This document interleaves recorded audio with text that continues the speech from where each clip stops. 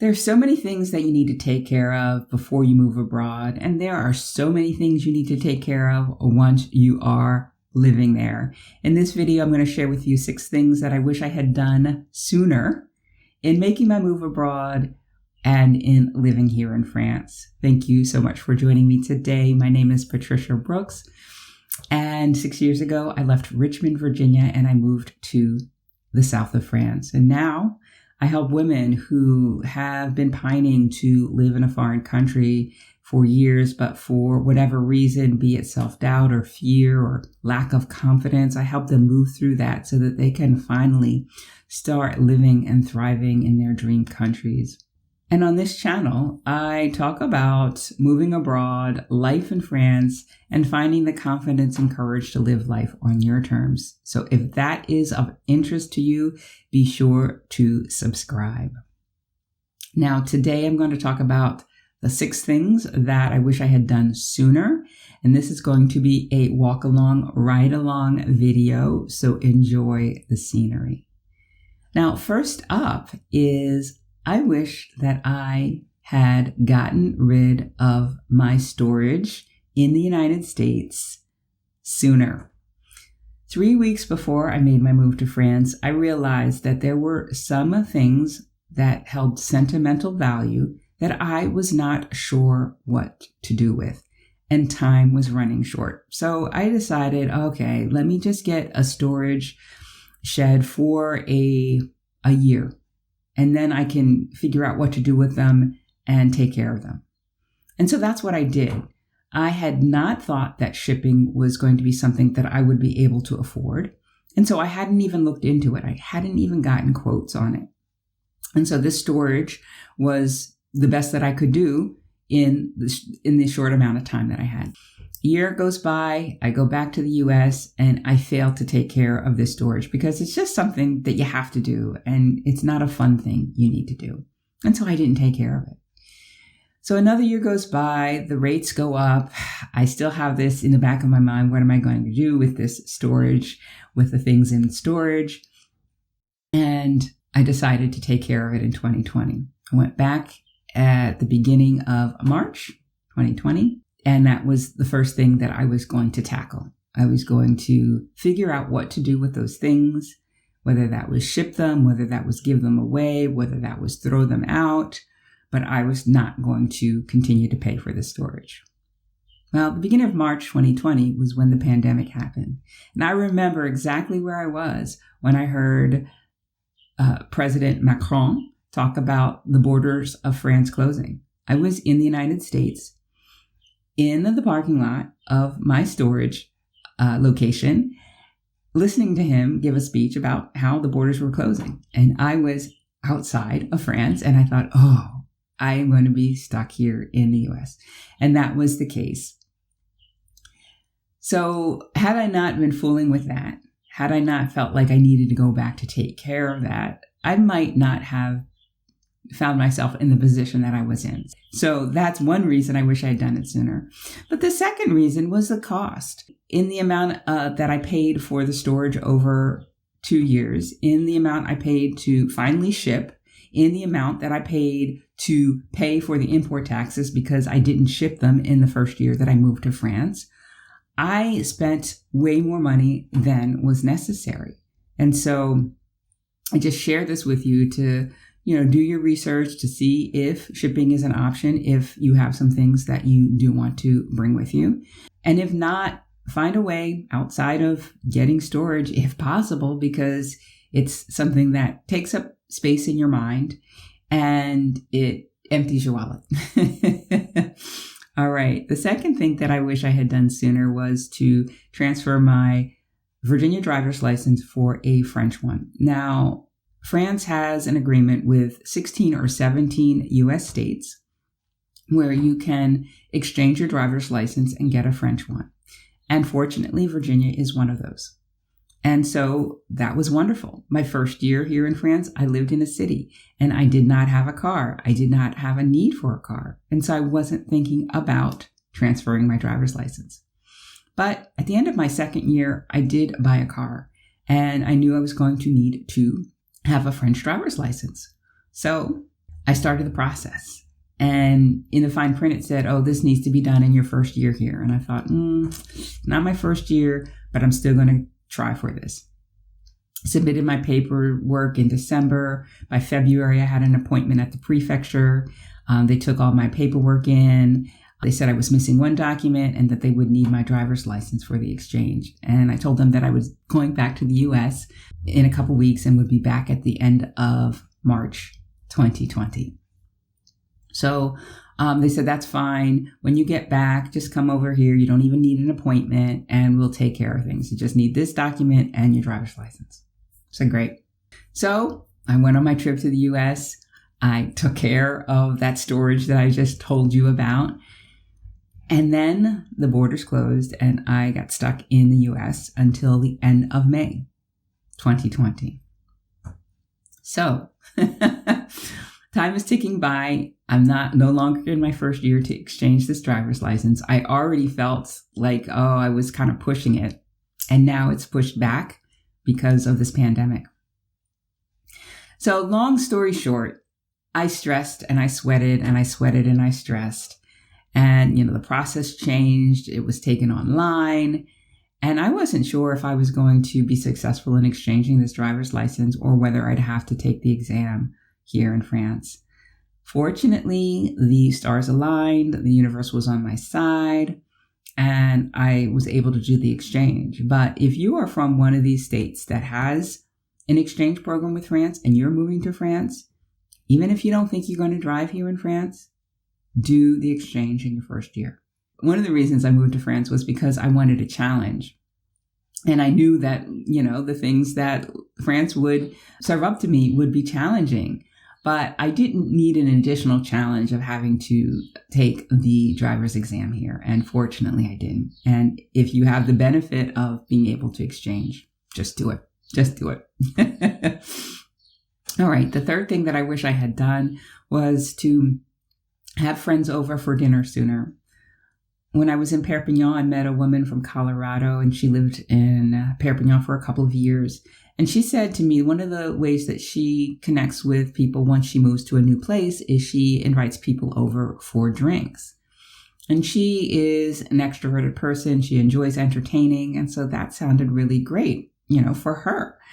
And I thought it was a good idea because, you'll get to know people and they'll see you as friendly and all of that. But I did not have friends over for dinner until 2021. It was November, and I decided I was missing a traditional Thanksgiving feast and that I was going to cook one for myself.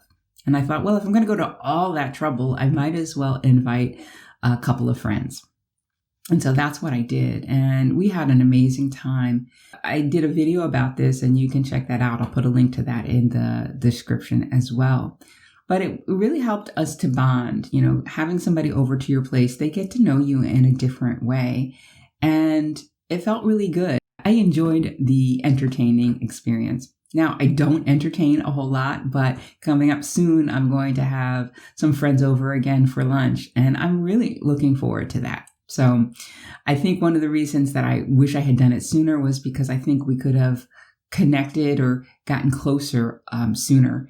And I could have felt a little bit more connected to the community sooner. All right.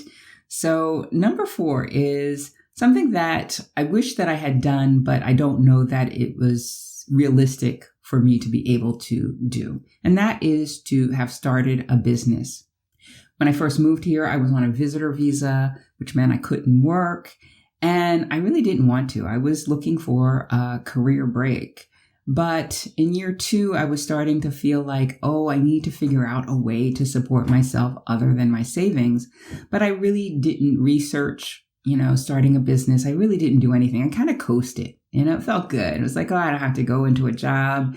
That felt good. But the start of my 3rd year was like, okay, Patricia, you're not made of money. Your savings aren't going to last you forever. You need to figure this out. And so in not starting sooner, I felt like I put undue pressure on myself to get my business up and running to the place that it needed to be sooner.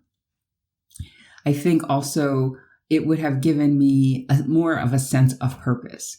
Now, the reason that I say that maybe it was not realistic for me to have started my business sooner was because I needed to have the experiences that I was having in my first 2 or 3 years here in France, because my business is as a coach helping women who are ready to move abroad and thrive there do that. And so I needed to prove to myself that I was able to do it and that I was thriving.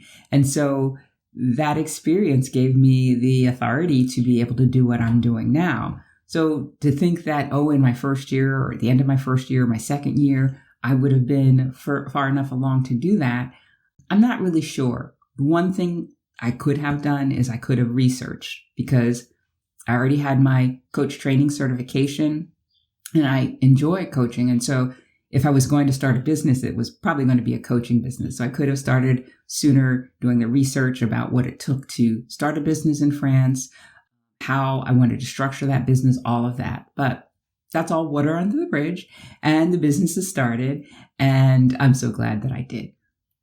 Number 5 is something that I did quite recently, and that is to have the electricity switched over to my name.